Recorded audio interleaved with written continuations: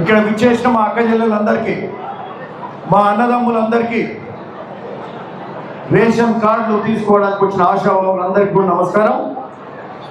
అట్లనే వేదిక మీద ఉన్న పెద్దలు, అధికారులు, అనధికారులు, ముఖ్యంగా మిత్రులందరికీ కూడా నమస్కారం.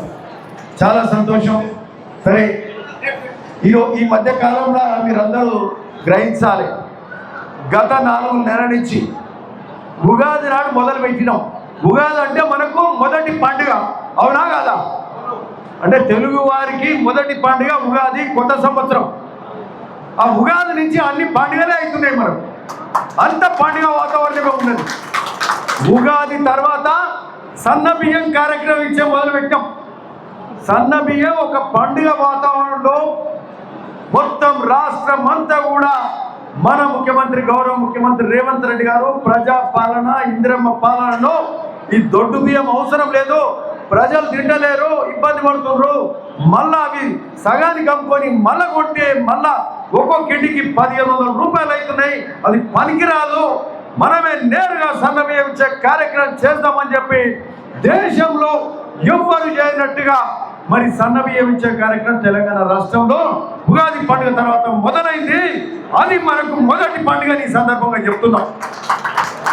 నిన్న బసపురం తాజ్పూర్ గ్రామం పోతే ఒక అమ్మాయి చెప్తుంది, అన్ని చెప్పినా నేను ఎందుకో సన్నబియ్యం గురించి మాట్లాడలే. సార్, సన్నబియ్యం గురించి చెప్తలేరేంది?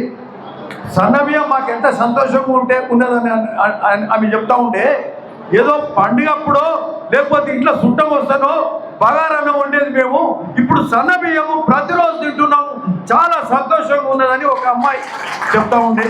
చాలా సంతోషం అనిపించింది. మేము గుర్తు చేయాలి, ఆ అమ్మాయి గుర్తు చేసింది. తాజ్పూర్ గ్రామంలో ఇది సన్నబియ్యం ఇచ్చే కార్యక్రమం ఒక పండుగ వాతావరణంలో మనం మొదలు పెట్టుకున్నాం. అట్లనే సన్నబియ్యం ఇచ్చి ఊరుకోలే, ఊరు తండాలల్లా, ఎస్టీ గ్రామాలల్లా వాళ్ళతో పాటు భోజనం చేసినాం. ఇక్కడ భువనగిరిలో ఒక ఎస్సీ గ్రామంలో, ఎస్సీ ఇంట్లో, మరి భువనగిరి టౌన్లో కూడా ఎస్సీ ఇంట్లో భోజనం చేసినాం. అక్కడ మరి పోచంపల్లి కానీ, మొలిగొండ కానీ, ఒక యాదవ్ ఇంట్లో, ఒక ఎస్సీ ఇంట్లో, ఒక గౌడ్ ఇంట్లో వాళ్ళ ఇళ్ళకి పోయి భోజనం వాళ్ళతో పాటు చేసి వాళ్ళ సంతోషాన్ని వాళ్ళతో పాటు మేము కూడా పంచుకున్నాం. మొదటి సంతోషం అనిపించింది అంటే సన్నబియ్యం కార్యక్రమం. మరి అక్కడితో ఆగలే. ఆ తర్వాత మళ్ళా నెలకి ఏం చేసినాము, మళ్ళా ఇందిరమ్మ ఇల్లు ఇచ్చే కార్యక్రమం మళ్ళా మొదలు పెట్టాం. ఇది చాలా సంతోషంగా చెప్తున్నా. ఇప్పుడే ఆర్డీఓ గారు చెప్తున్నారు, సాచురేషన్ మోడ్ల అంటే ఊర్లో ఉన్న అందరికీ ఇందిరమ్మ ఇల్లు ఇచ్చే కార్యక్రమం, ముఖ్యంగా రేషన్ కార్డు ఇచ్చే కార్యక్రమం నాడు వైఎస్ఆర్ హయాంలో మొదలైంది, కాంగ్రెస్ హయాంలో మొదలైంది. మధ్యలో ఏ ప్రభుత్వాలు పట్టించుకోలే. మళ్ళా ఈరోజు కాంగ్రెస్ ప్రభుత్వం వచ్చిందే, 20 ఏళ్ల తర్వాత మళ్ళా ఇందిరమ్మ పాలన వచ్చింది. ఈరోజు ఇందిరమ్మ ఇల్లు ఇచ్చే కార్యక్రమం మొదలుపెట్టినాం. గత 1-2 నెలలకెళ్ళి ఇందిరమ్మ ఇల్లు ఇచ్చే కార్యక్రమం చేస్తుంటే ఎక్కడికక్కడ ఫౌండేషన్ చేసారు, బునియాదులు తీసారు, ఒక్కొక్క దగ్గర స్లాబ్లు కూడా అయినాయి. పైలట్ గ్రామాలన్నా ఒక దగ్గర గృహప్రవేశాలు కూడా అయిండొచ్చు. మా నాన్న కృష్ణ చెప్తాడు, బడసోమారావు గృహప్రవేశం అయిందా, స్లాబులు పడ్డాయి, 1,00,000 రూపాయలు తీసుకోరు, 2వ విడత 3వ విడత పైసలు కూడా తీసుకోరు, 4 లక్షలు కూడా వచ్చినాయి. ఇంకో 1 లక్ష ఇస్తే వాళ్ళ ఇల్లు కంప్లీట్ అవుతుంది. సో ఆ విధంగా ఇందిరమ్మ ఇళ్ళ కార్యక్రమం గొప్పగా జరుగుతుంది. ఇది 2వ పండుగ నేను చెప్తున్నా. ఇందిరమ్మ ఇళ్ళ కార్యక్రమం ఇందిరమ్మ ఇళ్ళల్లో కూడా మేము చెప్పదలుచుకున్నాం. ముఖ్యంగా ప్రభుత్వం ఏం చెప్పింది, 4 విడతలల్లో ఇందిరమ్మ ఇల్లు ఇచ్చే కార్యక్రమం చేస్తున్నాం. ఇది మొదటి విడతనే. ఈ మొదటి విడతల అతి పేద వాళ్లకు ఇందిరమ్మ ఇల్లు ఇచ్చే కార్యక్రమం మొదలైంది. దాదాపు పేదవాళ్లకు తాటిపత్రి కప్పుకున్న వాళ్ళు, లేకపోతే గోడలు ఊలిపోయేటోళ్ళు, పెంకుటిల్లు ఊలిపోయేటో, రేకులిల్లో అటువంటి వాళ్ళకి ఇచ్చే కార్యక్రమం ఉంది. కొద్దిమంది మాత్రమే ఇంక ఇందిరమ్మ ఇల్లు అంటే అతి పేద వాళ్ళలో కొద్దిమంది మిగిలి ఉండొచ్చు. 2వ విడత వస్తే పూర్తి స్థాయిలో ఇందిరమ్మ ఇల్లు ఇచ్చే కార్యక్రమం మరి రాష్ట్రంలో అవుతుందని సందర్భంగా చెప్తున్నాం. సో అది 2వ పండుగ. ఇక 3వ పండుగ ఏంది, ఇక 3వ కార్యక్రమానికి వస్తే ఈరోజు రేషన్ కార్డు. గత 15 ఏళ్ళకెళ్ళి ఇప్పటిదాకా ఒక అమ్మాయి చెప్పింది, 15 ఏళ్ళకెళ్ళి రేషన్ కార్డులు వచ్చినాయా? 15 ఏళ్ళు. ఆర్టీఓ గారు ఇంతకుముందు చెప్పారు. మరి అడిషనల్ కలెక్టర్ గారు రాజశేఖర రెడ్డి గారి టైంలో 2005-6 సమయంలో ఇచ్చారు. 4-5 ఇస్తే 20 ఏళ్ళ తర్వాత మళ్ళీ ఈరోజు రేషన్ కార్డు ఇస్తున్నాం. అంటే పూర్తి ఎగ్జాస్టివ్ మోడల్ అంటే అందరికీ రేషన్ కార్డు ఇచ్చే కార్యక్రమం. ఏ ఒక్కరు కూడా మిగిలరు. అందరూ మీ సేవలు అప్లై చేసుకొని మీరు రానోళ్ళు 2వ రోజు 3వ రోజు అప్రూవల్ చేస్తారు, మీకు ఇస్తాము. రేషన్ కార్డు నీకు ఇస్తాము నీకు ఇయ్యమనేది లేదు. డబ్బులు ఉన్న వాళ్ళు పైసలు ఉన్నోడైతే వాళ్ళ దాన్ని ఏమంటారండి కార్డు.